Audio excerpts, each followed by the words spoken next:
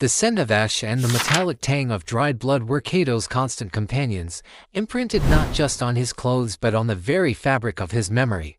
2 years. 2 years since the night the world fractured, since shadowy figures descended upon his quiet home, leaving behind only silence and the grotesque tableau of his family's demise. He, a mere boy then, had hidden beneath the floorboards, paralyzed by terror, forced to listen to the final, choked sounds of those he loved. Now, at 18, the terror had solidified into a cold, unyielding hatred. His hands, once soft with the innocence of youth, were calloused. His eyes haunted by the flickering images of a nightmare replayed nightly. He'd survived by scavenging, by learning to be invisible in the urban sprawl. But survival wasn't enough. It was a means to an end. Revenge, whispers had led him here. To the treacherous foothills of the Dragon's Tooth Mountains, legends spoke of the Crimson Veil, a phantom family of assassins, their existence as debated as the wind. They were said to be untouchable, their blades swift and unseen, their methods brutal yet bound by a strict, ancient code known only to them. Kaito had dismissed them as myth at first, but desperation had sharpened his focus. He'd spent months tracking down fragments of information, piecing together rumors, until a grizzled informant, his eyes wide with fear, had scrawled a crude map on a napkin, pointing to this desolate, craggy landscape. The air grew colder with each step. Thin and biting, the path ascended steeply, winding through jagged rock formations that seemed to claw at the perpetually overcast sky. Kaito clutched the hilt of the crudely sharpened blade he'd carried since the massacre, a constant reminder. His stomach growled, a delay he'd long learned to ignore. Overshadowed by the burning hunger for justice, he knew the risks. Approaching an assassin family was akin to walking into a viper's nest. He could be killed on sight, tortured, or simply turned away. But he had nothing left to lose. His family's faces, distorted by memory and grief, spurred him onward. He visualized their killer, a faceless shadow in his mind, and vowed that he would give it form, and then he would extinguish it. As twilight bled into night, revealing jagged silhouettes against a sliver of moon, Kaito saw it, a narrow, almost invisible fissure in the mountain face, shrouded by dense, ancient pines. This was it, the lair of the Crimson Veil. His heart pounded not with fear, but with a grim, exhilarating anticipation. His path to vengeance began now, amidst the chilling embrace of the shadows. The fissure in the rock face wasn't merely a cave entrance. It was a carefully concealed maw, leading into a labyrinthine series of tunnels carved deep within the mountain. Kaito, blade in hand, cautiously ventured inside, the air growing heavy with the scent of damp earth and something else, something metallic, like iron. He didn't have to search long. The tunnels converged into a vast, cavernous chamber, dimly lit by torches whose flames flickered, casting dancing shadows that seemed to morph into menacing figures. Before him stood a dozen silent, cloaked individuals, their faces obscured by deep hoods. They didn't move, yet their presence was overwhelming, radiating a cold, palpable danger.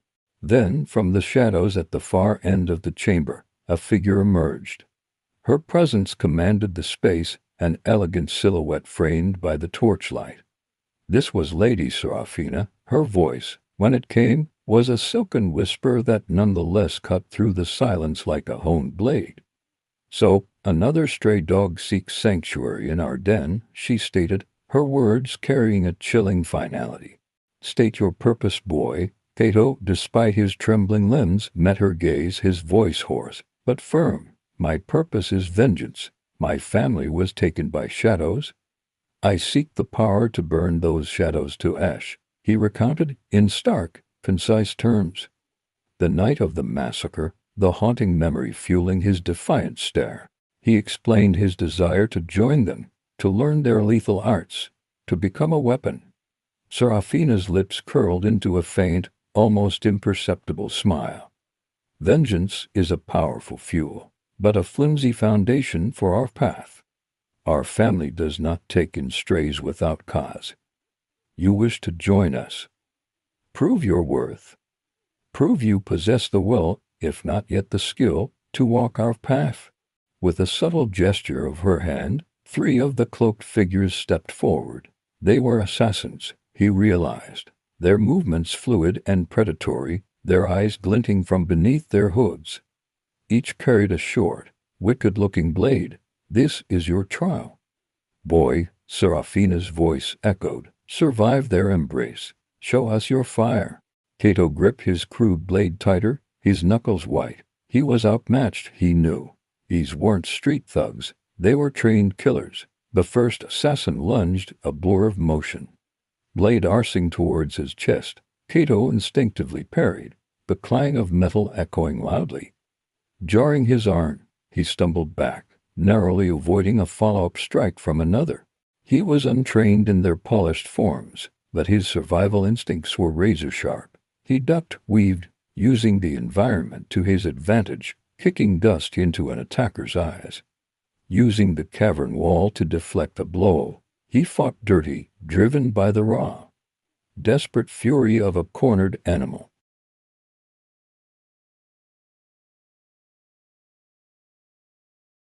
When the last one fell back, momentarily disoriented, Kaito stood panting, blood dripping from his arm, his makeshift blade still clutched firmly. He was battered, bruised, but he was standing.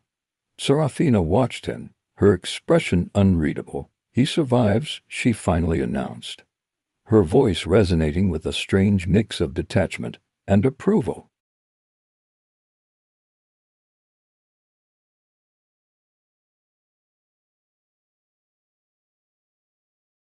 Life within the Crimson Veil was less about sanctuary and more about relentless, soul-crushing discipline. Kaito quickly learned that his survival in the trial had earned him entry. But not respect. That had to be earned through sweat, blood, and unwavering dedication. His days became a punishing cycle of training, beginning before dawn and ending long after dusk. His initial instructors were stern, emotionless figures who viewed him not as a person, but as raw material to be hammered and folded until it became a lethal weapon. There was Master Zoran, a gaunt man with eyes like polished obsidian and hands that moved with impossible speed. He was Kaito's primary combat instructor, focusing on the family's unique, almost dance-like, yet brutally efficient close-quarters fighting style. Zoran's lessons were often punctuated by searing pain as Kaito failed to block, parry, or counter with the required precision. "Anticipate, boy, the blade is an extension of your will, not a clumsy stick," Zoran would bark, often following his critique with a swift, perfectly placed strike that would leave Kaito gasping for air. Then there was Mistress Lyre, a woman of deceptive grace, her movements silent as falling snow. She taught Kaito the art of stealth, infiltration, and psychological warfare. Lyre's training involved navigating booby-trapped corridors in absolute darkness, scaling sheer walls without a sound, and observing targets for hours, dissecting their habits and vulnerabilities. "An assassin's greatest weapon is not the blade, Kaito," she would whisper, her voice a chilling rustle, "but the mind. Know your enemy better than they know themselves, and their defeat is inevitable."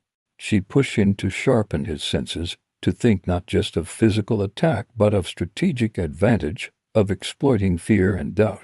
Kaito's initial progress was slow, agonizing.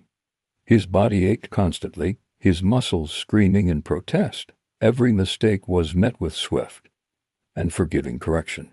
He learned to wield various blades, daggers, longswords, even the Crimson Veil's signature, crescent-shaped throwing knives. He was taught how to move through shadows, how to silence his footsteps, how to blend into any environment. He studied ancient texts, learning about poisons, pressure points, and the anatomy of a quick, clean kill. The family's code of shadows was drilled into him daily. Absolute loyalty to the Veil, unwavering adherence to mission parameters, never betraying a contract, and the ultimate rule: never reveal the family's secrets, even under torture. This code, cold and absolute, began to seep into his very being, replacing the raw, uncontrolled rage that had initially defined him with a cold, calculated precision. Many times, Exhaustion threatened to consume him, tempting him to give up. His muscles cramped. His vision blurred from lack of sleep, and the endless drills left him physically broken. But each night, as he collapsed onto his sparse cot, the faces of his slaughtered family would flash behind his eyelids, rekindling the embers of his vengeance. He would push himself harder the next day, gritting his teeth through the pain, fueled by that burning desire to make the responsible party pay. He absorbed lessons like a sponge, his movements becoming fluid, his mind sharper, his senses more acute. The crude, desperate fighter from the trial was slowly, painfully, being reforged into something deadly, something precise. He wasn't just learning to fight. He was learning to clap with lethal intent, to extinguish lives with the efficiency of a silent breath. By the end of this period, Kaito was no longer a boy. He was a nascent weapon, honed by the merciless hand of the Crimson Veil. The summons came on a moonless night, a silent tap on his door from a masked runner. Kaito was led to Lady Serafina's private chambers, where the air was thick with the scent of incense and dried herbs, and his secret, heinous involvement in a vast human trafficking ring that preyed on the city's vulnerable. The Crimson Veil, Serafina explained, had no moral compass, but Finch's activities had begun to draw unwanted attention, threatening the Veil's more legitimate, albeit shadowy, operations within the capital. Ryu, with practiced ease, moved to incapacitate one, his blade a silver blur. Kaito then turned to Finch, who had frozen, his face a mask of terror. Kaito moved with the cold, methodical efficiency of his training, ending the man's life quickly, cleanly, leaving no sound, no struggle. They wiped down surfaces, ensured no trace was left behind. As they retreated into the night, the blood on Kaito's hands felt strangely warm. Not hot with rage, but chillingly cold. This was different from sparring, different from the trial. This was a life taken by his own hand, with deliberate intent. It was necessary, yes. Finch was a monster. But the act itself left a mark, a silent, internal scream. This was the first clap of many, a permanent stain on his soul, a chilling realization that he was no longer just seeking vengeance. He was becoming the very shadow he once feared. He was becoming an assassin. But the other bodyguard, surprisingly alert, reacted with unexpected speed, lunging at Ryu. For a split second, Ryu was caught off guard, his momentum disrupted. This was Kaito's moment. The instructions were clear: observe, do not interfere. But the images of his own family, lying lifeless, flashed through his mind. Finch's complacent face, so utterly detached from the suffering he caused, ignited a cold fury within him. Without thought, Kaito moved. He intercepted the second bodyguard. His movements a raw explosion of the combat skills Master Zoran had hammered into him. His blade, a standard Veil-issue short sword, found its mark, a swift, precise strike that silenced the man instantly. He was a loose end that needed to be cut. She stood before a large map of the capital city, illuminated by a single, flickering lantern. Beside her stood Ryu, a seasoned assassin whose reputation for silent kills preceded him. Ryu was a man of few words, his eyes holding a depth of cold experience that both intimidated and intrigued Kaito. Your first assignment, Kaito. Serafina's voice was low, devoid of emotion. You will accompany Ryu, observe, learn, but do not interfere unless explicitly ordered. Their target was a corrupt city councilman named Alistair Finch, a man known for his lavish lifestyle under the cloak of the city's oppressive smog.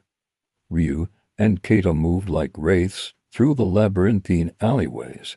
Ryu was a master of urban infiltration, scaling walls with unnatural ease, slipping through security perimeters unseen. Kaito, utilizing his training from Mistress Lyre, matched him step for silent step, his senses heightened, his heart a steady drumbeat. They breached Finch's heavily guarded mansion, bypassing a sophisticated alarm system. Inside, the opulence was sickening, a stark contrast to the despair of Finch's victims. They located Finch in his study engrossed in ledgers, surrounded by two burly bodyguards. Ryu, regaining his composure, watched Kaito with a flicker of something akin to surprise in his usually impassive eyes. Kato's success on his first mission, despite his unsanctioned intervention, solidified his position within the Crimson Veil. He was no longer merely a novice. He was a probationary assassin, assigned to increasingly complex tasks. Not just a criminal organization, but a sprawling hydra-headed entity that had permeated every level of society, from corrupt politicians and corporate executives to clandestine military units. One entry, dated 2 years prior, mentioned the containment protocol in a small, remote town. His town, no name, just a moniker, but the description of their methods, their efficiency, and their brutal effectiveness sent a jolt of recognition through Kaito. It mirrored the shadowy figures from his nightmares, the hunger for revenge, previously a raw, shapeless entity, now had a form, a name, a target. It was no longer just about striking back. It was about dismantling an entire system, the tendrils of which extended far beyond his comprehension. A chill ran down his spine. The location details matched precisely. They hadn't actively sought out the Arboros for his sake, but their long-standing animosity meant his personal vendetta could be strategically aligned with their own objectives. He was a new, powerful piece on their chessboard. He shared his findings with Master Zoran and Mistress Lyra during their training sessions, subtly gauging their reactions. Zoran's eyes narrowed, a flicker of grim satisfaction crossing his stoic face. Lyra merely nodded, her expression unreadable, but Kaito sensed a shift in their lessons, a subtle redirection towards targets and methods that would cripple the Arboros's operations. The whispers of his past were no longer just echoes. They were becoming a roaring current, pulling him deeper into a conflict far grander and more dangerous than he had ever imagined. His revenge would not be a single strike, but a cascade of perfectly executed claps, echoing across the entire syndicate. He cross-referenced further, digging deeper into the Arboros's hierarchical structure, the names of its top operatives. A sickening realization began to dawn on him. His family's massacre wasn't a random act of violence. It was a targeted purge, a consequence of some unknown connection they had to this vast, ruthless organization. They were not merely victims of circumstance. They were casualties in a war he hadn't known existed. They were masters of information, control, and exploitation, operating with a terrifying impunity. The Crimson Veil, he learned, had been at odds with the Arboros for centuries, a silent war fought in the shadows over territory, influence, and ancient grudges. These missions often involved intelligence gathering, infiltrating corporate headquarters, or neutralizing targets with intricate connections. It was during one such infiltration into a seemingly legitimate shipping company, a server farm, that Kaito stumbled upon his first crucial lead. He was extracting financial records for a Veil contract when a series of encrypted files, flagged with a peculiar serpentine symbol, caught his eye. The symbol, a serpent devouring its own tail, gnawed at him. It felt familiar, ancient, predatory. He worked tirelessly in the Veil's hidden data archives, cross-referencing symbols and fragmented intel. He discovered it, the Arboros Syndicate. The files Kaito uncovered spoke of various cleansing operations and asset eliminations conducted by the Arboros across the continent. He found mentions of a specific Arboros enforcer, known only as the Serpent's Fang, credited with overseeing multiple containment protocols. Kaito also began to understand the Crimson Veil's silence regarding his past. Kaito's accelerated progress and unparalleled ruthlessness in missions did not go unnoticed, and while it earned him the grudging respect of the senior assassins, it also stirred resentment among his peers.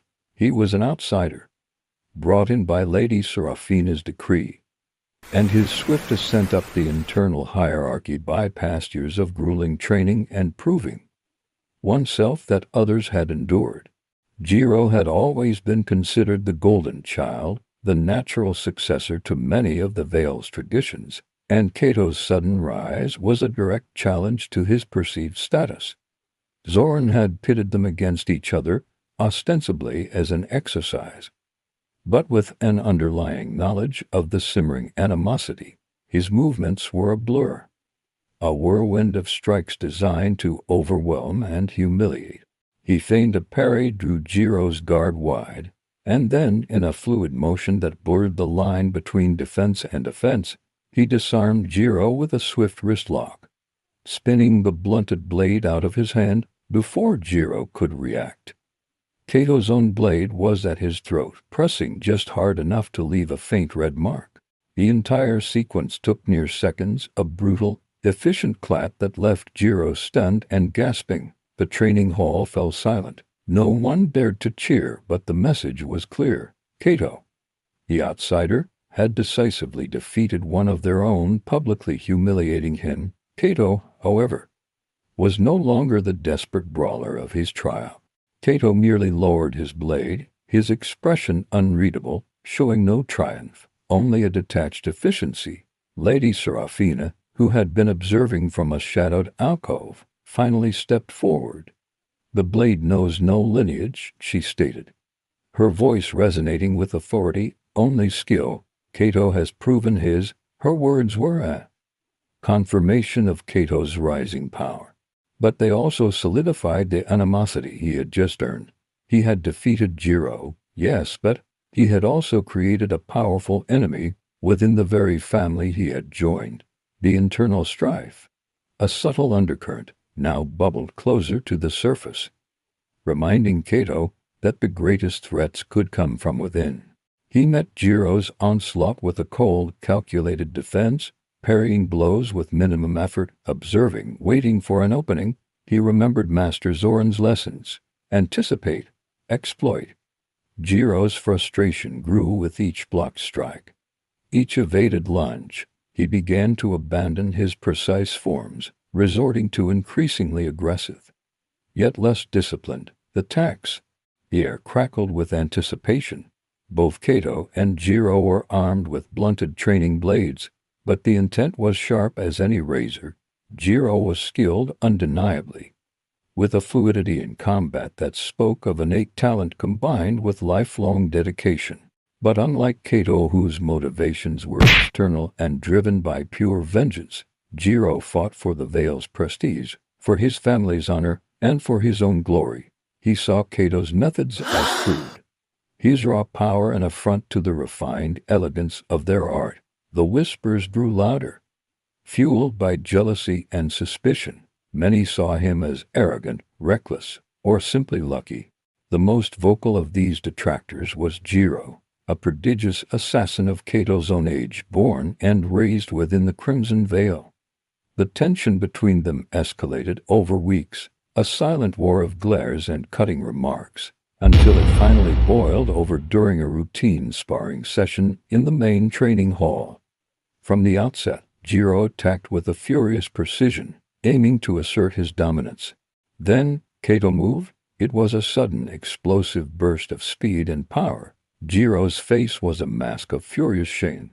He glared at Kaito, his eyes promising future retribution. Lady Serafina had observed Kaito's internal victory over Jiro with a keen eye, noting not just his refined combat prowess, but his detached, almost clinical efficiency. It was a sign that the boy was transforming into the kind of weapon the Crimson Veil truly valued. Eliminating him will send a clear message to the Arboros. It will also be a test of every lesson you have learned. Fail, and you will be disavowed. Succeed, and your path within the Veil will be unhindered. These were not mere guards. They were seasoned combatants. Moving with synchronized efficiency, Kaito found himself outnumbered, facing opponents as skilled as many of the Veil's own, possibly even having received similar training from the Arboros. The fight was brutal, a whirlwind of blades and fists in the confined space. Kaito, however, fought with a savage intensity, fueled by his vengeance. He anticipated their movements. Exploiting every minute opening, he used the environment, throwing a decorative vase to shatter and disorient one, utilizing a narrow corridor to funnel another into a vulnerable position. His strikes were economical, each blow aimed for a vital point. He clapped them methodically, one by one, their skilled movements, ultimately proving insufficient against his relentless, perfected brutality. When the last bodyguard fell, Kaito stood over them, panting, a faint sheen of sweat on his brow, but otherwise unscathed. He was truly a master of his craft. He had cleared the path. The target, Kazuo Takeshi, was just ahead. She provided detailed schematics of Takeshi's fortified residence, a multi-story building nestled within a bustling, high-security district of a distant metropolis. The intel indicated multiple layers of defense, armed guards, biometric locks, surveillance systems, and Takeshi's own retinue of personal bodyguards, rumored to be as skilled as they were loyal. She decided it was time for his ultimate test, a solo mission of critical importance that would cement his place among the elite.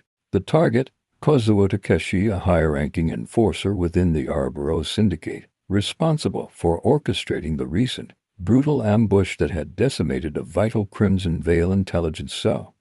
Takeshi was a ghost, rarely seen, always moving, and heavily protected, known for his paranoia and an uncanny ability to sense danger. Serafina presented the mission to Kaito with chilling brevity. Takeshi, Kaito spent days meticulously planning, utilizing all the tactical and stealth training from Mistress Lyra. He studied satellite images, mapped out patrol routes, identified blind spots in the surveillance, and devised multiple entry and exit strategies. His approach was cold, systematic, devoid of emotion, a true reflection of the assassin he was becoming. The burning desire for revenge fueled his focus, transforming raw emotion into razor-sharp precision. Under the cover of a dense urban night, Kaito initiated his infiltration. He moved like a phantom, scaling the sheer exterior wall of the building, bypassing laser grids and pressure plates with unnerving grace. He disarmed alarms silently, his fingers dancing over complex circuitry. The interior was a maze of reinforced corridors, each turn revealing new obstacles. He encountered the first armed guards, 3 of them, heavily armed and alert. Kaito didn't engage them head-on. Instead, he employed a silent, tactical approach, using distractions and surprise to isolate them one by one. Each clap was swift, precise, and absolute. A thrown knife to a throat, a garrote from the shadows, a broken neck in a silent grapple. He left no trace, only silent bodies in his wake. Deeper within the stronghold, he finally encountered Takeshi's personal retinue. Kaito finally reached Kazuo Takeshi's inner sanctum, a lavishly appointed office filled with arcane artifacts and high-tech equipment. Takeshi, a man with a cruel, calculating intelligence evident in his sharp eyes, was not surprised to see him. Why did you send them to die? He had been expecting an attack, just not one so utterly devastating. The complete archive of the Project Chimera incident, as we called it, all the details, all the names involved. Takeshi, caught off guard by the sheer ferocity, barely managed to react. He meticulously copied its contents, knowing this was the key. As he secured the intel, another, more disturbing detail emerged from Takeshi's private communications. There were coded messages, subtle hints of a long-standing, covert intelligence exchange between a splinter faction within the Crimson Veil and the Arboro Syndicate, a betrayal. It wasn't direct complicity in his family's death, but a calculated inaction, a turning of the blind eye for strategic gain. Certain high-ranking members of the Veil had known, or at least suspected, the Arbor's activities in his town, and had chosen not to intervene, viewing it as outside their immediate interests. This realization was a chilling betrayal. His new family had not protected him, or his He was still alone even within their ranks. He carried the data back to the Vale stronghold, the proof of his family's fate, and the seeds of doubt about his newfound allegiance, burning in his hand. The ensuing fight was short and brutal. Takeshi was skilled, drawing a concealed weapon, but he was no match for Kaito's honed, vengeance-driven fury. Kaito systematically disarmed him, incapacitating him with precise strikes, making him suffer, but ensuring he remained alive long enough to feel the cold edge of Kaito's vengeance. Kaito clapped him, not just physically, but psychologically, breaking his composure before delivering the final, fatal blow. Your family's eradication. Just one small step at its success. A flicker of cunning entered Kaito's eyes. This was more than just a confirmation. It was undeniable proof. A ledger of sins directly linking the Arboros to his personal tragedy. It even detailed the specific individuals who gave the orders, including the Serpent's Fang, a chilling confirmation that the individual Kaito had come to hate existed and was a major player. A Crimson Veil dog, eh? Takeshi sneered. Rising from behind his desk, I suppose your masters finally found the courage to strike. Kaito said nothing, his face a mask of cold fury. His blade, slick with the blood of Takeshi's guards, was poised. Why, my family? Kaito's voice was a low growl, devoid of his usual detached composure. Takeshi chuckled, a dry, grating sound. The small fry. You mean the containment protocol in that backwater town? Insignificant, your family boy was merely collateral, a necessary casualty in a larger operation. He then began to elaborate, not out of remorse, but out of a perverse sense of pride and a desire to mock.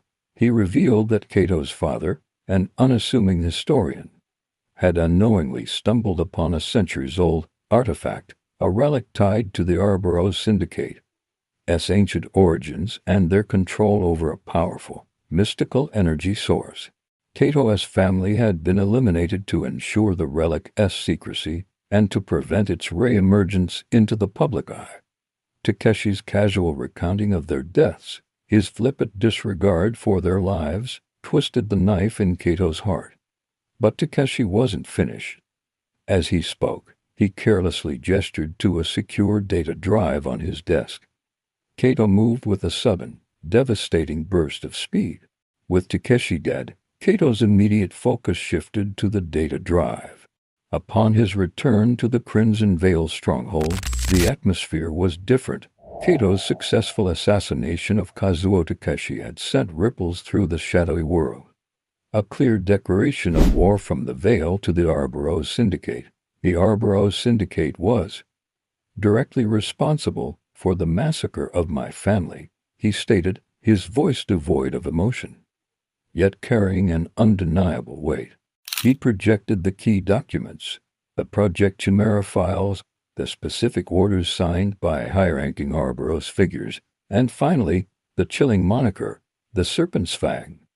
He agreed to lead a specialized unit, hand-picked for their ruthlessness and skill. He was no longer just a survivor seeking individual retribution. He was a key instrument of war, leading a formidable force towards a reckoning. His journey had twisted him, forged him into a weapon, but the purpose remained singular, the obliteration of the Arboros Syndicate.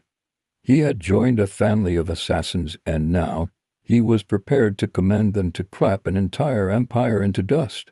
The stage was set for a bloody, decisive conflict, a final symphony of vengeance played out in the shadows. The next few days were a whirlwind of meticulous planning. Kaito, now a respected leader, worked closely with Zoran and Lyra, devising assault routes, target priorities, and contingency plans. The target would be the primary Arboros fortress, a hidden city within a city rumored to be impenetrable. He trained his assigned unit relentlessly, pushing them through simulations, instilling in them the same cold precision he now possessed. He selected weapons, prepared specialized equipment, and memorized every detail of the complex layout. The evidence was irrefutable, painting a clear picture of a deliberate, cold-blooded purge. They must be brought down, every last one of them. He was ushered directly into Lady Seraphina's inner sanctum, where Master Zoran, Mistress Lyra, and a few other high-ranking council members were assembled. The air was thick with tension. Expectant, Kaito laid out the encrypted data drive on Seraphina's ornate table. Seraphina examined the files, her expression unreadable. Master Zoran's face hardened. Lyra, usually impassive, showed a rare flicker of grin satisfaction. Kaito then revealed the secondary intel, the subtle hints of betrayal, the covert exchanges between certain Veil elements and the Arboros. He didn't accuse directly, but presented the evidence, allowing them to draw their own conclusions. A palpable tension filled the room. The Code of Shadows demanded loyalty, but it also acknowledged strategic alliances, however unsavory. Seraphina's gaze lingered on Kaito, assessing not just his findings, but his intent. The Arboros has been a thorn in our side for generations, Seraphina finally stated, her voice cutting through the silence. This intelligence provides us with an unprecedented opportunity to cripple them. Their reach has grown too extensive, their impunity too arrogant. It is time for a cleansing. She did not address the internal betrayal directly, a silent acknowledgement that such matters would be dealt with in due time, but her focus remained on the external enemy. However, Kaito, she continued, her eyes sharp. The Crimson Veil moves with precision, not passion. Your personal vendetta aligns with our objectives, but you will adhere to our strategy. This will be a coordinated assault, not a single-handed rampage. Kaito nodded. He understood. His personal revenge would be the spearhead, but the veil would be the shaft, providing the force and direction. The weight of the impending conflict settled heavily on Kaito. The night of the reckoning descended, thick and heavy with an oppressive silence. Kaito, cloaked in the veil's signature dark tactical gear, stood at the head of his chosen unit. A dozen of the Crimson Veil's most lethal assassins. Their faces were grim, determined, illuminated only by the faint glow of the city lights. They approached the Arboros' stronghold, a massive, nondescript industrial complex by day transformed into a fortress of steel and reinforced concrete by night. Intelligence confirmed the Serpent's Fang was within. He stood over them, his blade poised, the echoes of his family's screams ringing in his ears. The fortress fell silent, save for the distant sounds of Veil cleanup crews. The mission was complete. His revenge was achieved. But as Kaito stood amidst the devastation, the echoes of the battle fading, he felt no triumph, only a profound, chilling emptiness. He had become the ultimate weapon, a master of death, capable of clapping anyone and anything that stood in his way. But the path had cost him. He was a creature of the shadows, and the light of his former life was irrevocably gone. His future, within the ruthless, unforgiving world of the Crimson Veil, remained a stark, unsettling blank slate. He had found his vengeance, but lost himself in the process. He could have delivered a swift, clean kill, but he paused.